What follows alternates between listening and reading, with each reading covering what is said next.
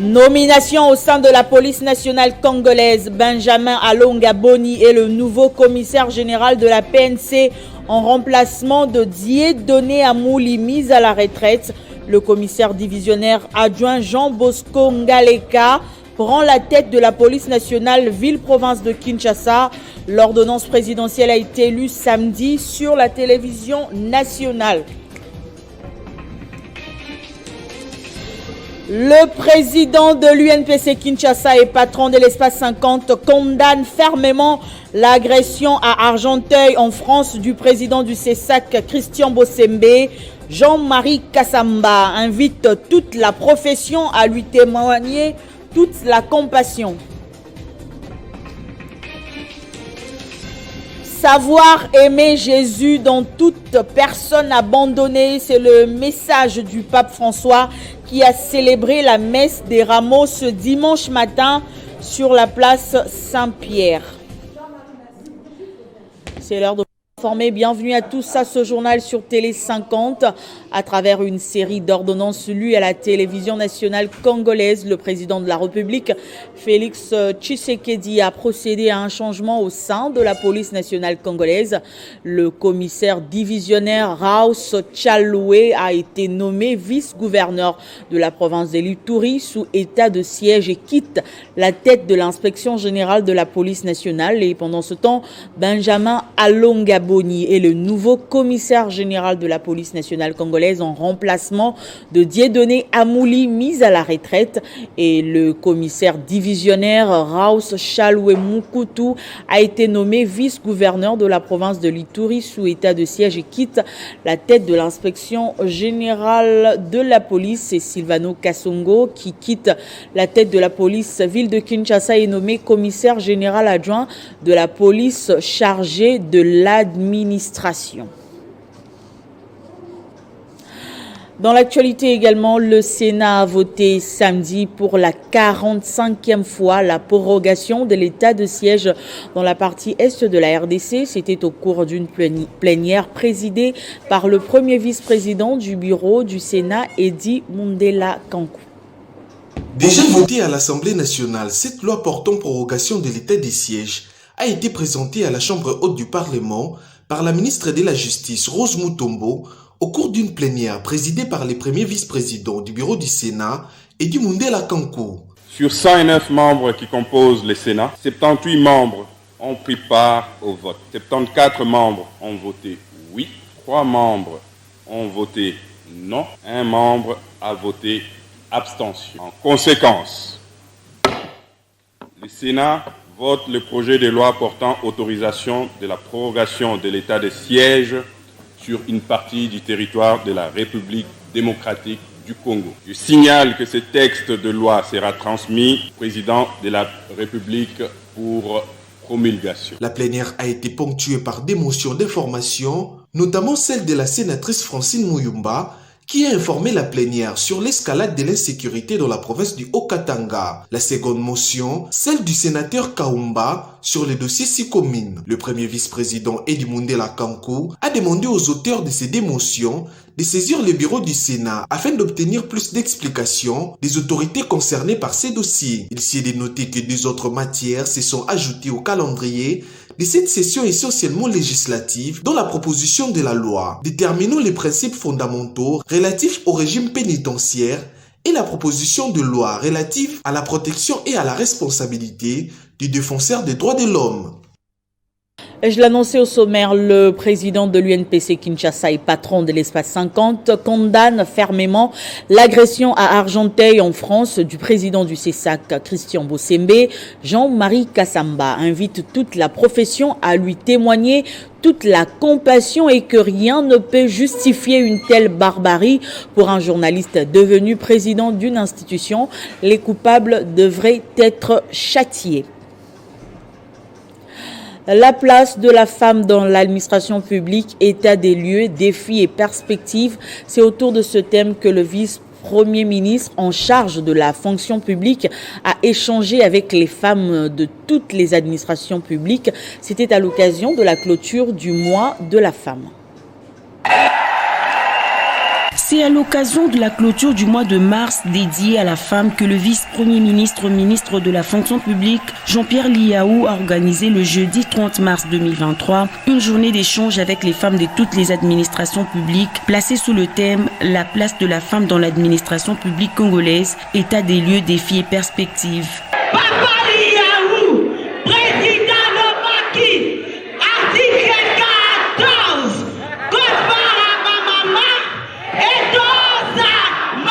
Je suis ici pour écouter vos préoccupations et vous partager les options levées par le gouvernement sur cette question dans la fonction publique. La mission, comme l'a si bien souligné Son Excellence Monsieur le Président de la République, est sans doute celle de renforcer le droit fondamental des femmes. Je voudrais ici rendre un vibrant hommage à Son Excellence Monsieur le Président de la République, chef de l'État, Félix-Antoine Tshisekedi Tshilombo, pour son engagement sans faille à la promotion et à la défense des droits de la femme congolaise. Jamais dans l'histoire de notre pays, un président de la République n'est allé aussi loin dans la détermination à valoriser la femme dans ses droits. Jamais. Mais dans ce combat, le chef de l'État ne peut être seul. Il doit être accompagné par l'ensemble des acteurs étatiques. Satisfaits de la qualité des échanges et des réponses du VPM à leurs préoccupations, les femmes de l'administration publique n'ont pas manqué de réagir. Et toujours dans le cadre de la clôture du mois dédié à la femme, la corporation du personnel de l'Institut supérieur de commerce de Kinshasa a organisé une conférence débat. La journée a été placée sous le thème « L'utilisation des outils de la technologie numérique pour la paix et l'autonomisation de la femme et de la jeunesse et estudiantine féminine congolaise ». Faire de la femme de l'Institut supérieur de commerce de Kinshasa une digitalisation, c'est l'une des visions du directeur général de cet alma mater, Émile Ngoï Kasongo. Il a fait savoir à l'occasion de la cérémonie des clôtures du mois de la femme, organisée par la Corporation du personnel féminin de l'IESEKIN, COPEF. C'est l'établissement le plus genré de la République. Nulle part vous avez une présence féminine aussi imposante qu'ici à l'IEC, notamment parmi nos étudiantes et étudiants. L'utilisation des outils de la technologie numérique pour la paix et l'autonomisation de la femme ainsi que la jeunesse estudiantine féminine congolaise. Les sujets à dominer les échanges entre les autorités académiques et les étudiantes de l'IEC. Mais nous mesurons également les énormes obstacles auxquels elles font face. Il s'agisse des injustices structurelles, de leur marginalisation, des violences, des crises en cascade dont elles sont les premières et principales victimes. Dans son mot des circonstances, le DG Émile Ngoï Kasongo a réaffirmé sa détermination, celle de faire de la femme de l'IEC une femme exemplaire. Ils sont obligés de s'armer de la digitalisation, de la numérisation jusqu'aux dents, parce que c'est ça la réponse du XXIe siècle au progrès technologique.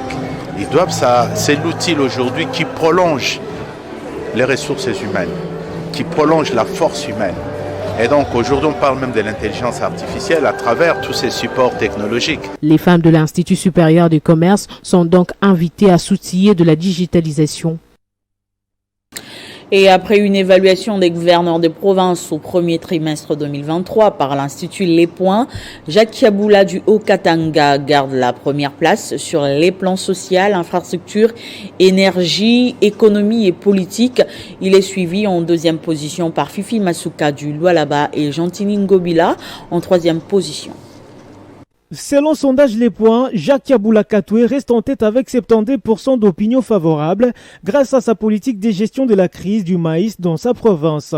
Désormais, plusieurs tonnes des sacs de farine des maïs Made in Haut-Katanga sont disponibles dans les 7 maisons communales et dans plusieurs autres points de vente à 20 000 francs congolais de Lubumbashi. Par ailleurs, le gouvernement appelle à une mobilisation générale de Haut-Katanga pour que de plus en plus de gens cultivent le maïs avec la subvention en intrants agricoles du gouvernement provincial, comme c'est le cas depuis 2020, pour que l'on atteigne l'autosuffisance alimentaire. Selon Les Points, la lutte contre l'insécurité dans les Haut-Katanga est également le cheval de des batailles de Jacques Kabula face à la nouvelle forme de criminalité à Lubumbashi, dont l'objectif est de déstabiliser les institutions et de saboter les processus électoraux en cours. Le gouverneur Jacques Kabula en appelle à un sursaut patriotique pour que ces réseaux de malfaiteurs soient dénoncés et démantelés. Sur le plan sportif, Jacques Kabula ne baisse pas aussi les bras. Il travaille sérieusement pour que le stade Kibasa Maliba de Lubumbashi se mette aux normes de la FIFA. Quant à Fifi Masuka Saini, qui vient en deuxième place, la Dame de Fer a impacté positivement sa province, les lois là-bas. Dans le cadre de la révolution de la modernité des infrastructures au sein des entités décentralisées, elle continue de construire et réhabiliter plusieurs bâtiments publics sur l'ensemble de la ville de Kolwezi. Pour un enseignement supérieur et universitaire de qualité, la gouverneure Fifi Masuka a construit des auditoires modernes pour l'ISP Kolwezi.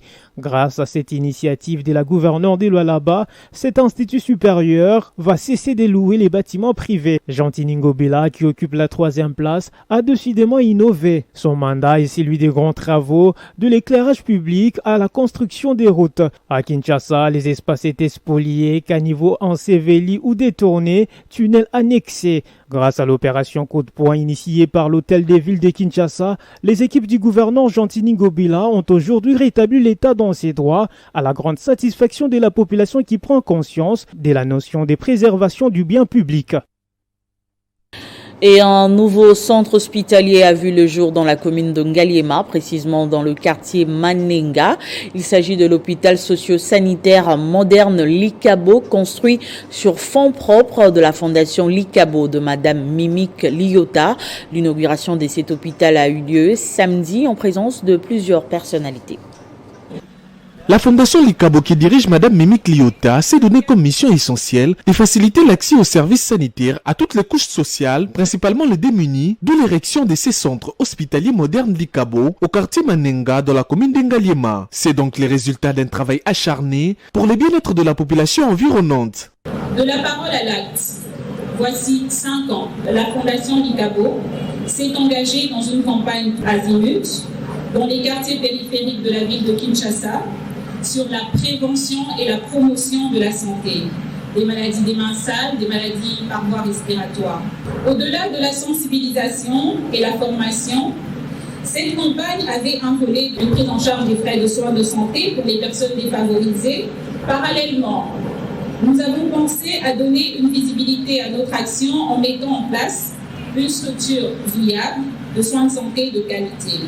Tout en énumérant les services organisés, le médecin directeur Denis Matanda a expliqué que le choix du quartier Manenga témoigne de la volonté de la fondation Likabo de réduire les inégalités d'accès total aux soins de qualité. Inauguration effectuée par la ministre provinciale de la Santé qui salue le travail extraordinaire mené par la fondation Likabo pour donner vie à ces bâtiments. Nous sommes fiers aujourd'hui de voir que c'est une digne fille et un digne fils de notre pays qui ont fait vraiment cet hôpital moderne que vous voyez ici. Et j'appelle ça un hôpital de proximité parce que ça va servir vraiment à la population. Et je crois que par rapport même au coût, ils seront raisonnables. C'est donc une visite guidée, des équipements dans tous les départements et un cocktail aux invités qui clôt cette manifestation inaugurale. Et puis, soucieux de répondre aux besoins de clients mobile monnaie en RDC en proposant des solutions à la fois pratiques et innovantes, Orange Money a lancé la nouvelle version de son application Orange Money accessible à tous les réseaux et ce en vue de simplifier l'accès aux services financiers partout en RDC. Avec le lancement de ces moyens innovants des paiements par téléphone mobile, il est désormais possible pour tout utilisateur de n'importe quel opérateur téléphonie de créer son compte Orange Money en toute sécurité et facilité. Il suffit juste de télécharger cette application sur Play Store pour Android et Apple Store pour les smartphones. Cette nouvelle version de l'application Orange Money facilite l'accès à l'univers multiservice de la société de télécommunications Orange. Vous tapez Orange Money ou bien Orange Money Afrique, vous allez voir l'application ressortir, vous lancez le téléchargement de l'application. Automatiquement, l'application va vous mettre sur un parcours de pouvoir créer votre compte Orange Money. Ça veut dire le client qui n'a pas, l'utilisateur qui n'a pas un compte Orange Money, lorsqu'il tente de télécharger l'application, automatiquement, il y a des étapes qui lui permettent de pouvoir créer son compte Orange Money. Le client qui dispose déjà d'un compte Orange Money, s'il lance l'application, effectivement, lui n'aura pas besoin de créer encore le compte Orange Money. Lui, il a déjà le compte Orange Money. Le téléchargement de l'application est gratuit. Ensuite, les clients aussi créent le compte Orange Money gratuitement. Par ailleurs, il renchérit que c'est une preuve de plus de l'engagement d'Orange de booster la digitalisation de l'économie et l'inclusion financière en RDC. Et pour finir, après sa sortie de l'hôpital samedi, le pape François a célébré la messe des rameaux ce dimanche matin sur la place Saint-Pierre. Savoir aimer Jésus dont toute personne abandonnée, c'est l'essentiel du message du Saint-Père. 30 000 fidèles ont participé à la messe des rameaux et de la Passion du Christ qui ouvre la semaine sainte. Ce journal est terminé, place au rappel de titres. Nomination au sein de la police nationale congolaise, Benjamin Alonga est le nouveau commissaire général de la PNC en remplacement de Dieudonné Amouli, mis à la retraite, et le commissaire divisionnaire adjoint Jean Bosco Ngalenga prend la tête de la police nationale ville-province de Kinshasa. L'ordonnance présidentielle a été lue samedi sur la télévision nationale. Et puis le président de l'UNPC Kinshasa et patron de l'espace 50 condamne fermement l'agression à Argenteuil en France du président du CESA Christian Bossembe. Jean-Marie Kassamba invite toute la profession à lui témoigner toute la compassion. Savoir aimer Jésus dans toute personne abandonnée, c'est le message du pape François qui a célébré la messe des rameaux ce dimanche matin sur la place Saint-Pierre. Merci de rester fidèle au programme de Télé 50 et bon dimanche de Rameaux à tous.